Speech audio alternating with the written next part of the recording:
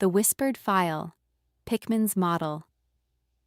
In 1927, a Boston painter named Richard Upton. Pickman vanished without a trace. But before he disappeared, he left behind something that would haunt everyone who'd seen his work, a collection of paintings so disturbing that even his closest friends couldn't bear to look at them. And the most unsettling part? Some people swore the things he painted weren't imagined at all. They were real. Pickman was a genius. Every artist in Boston knew it.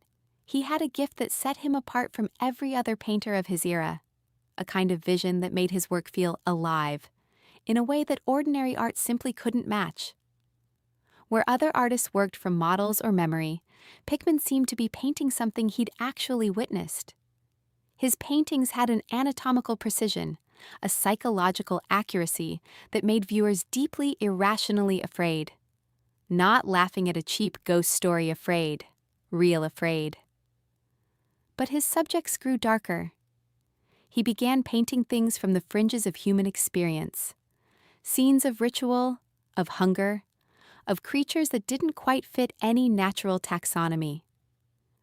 His friends started to distance themselves. One collector walked away the moment Pickman showed him a canvas titled Ghoul Feeding. The respectable people of Boston's art club began to whisper. They said his work was morbid, obscene, unfit for civilized company. Then Pickman rented a studio, not in the respectable parts of the city, but in the Old North End under an assumed name. He told almost no one about it, but a close friend, someone who'd remained loyal even as others abandoned him, eventually visited. What he saw in that studio, he never fully explained. He only knew that after that day, he couldn't go into basements anymore. He couldn't take the subway. The thought of descending below the city made his hands shake. When Pickman vanished, the police found nothing. They didn't even know about the North End studio. His friend knew where it was, but he refused to guide them.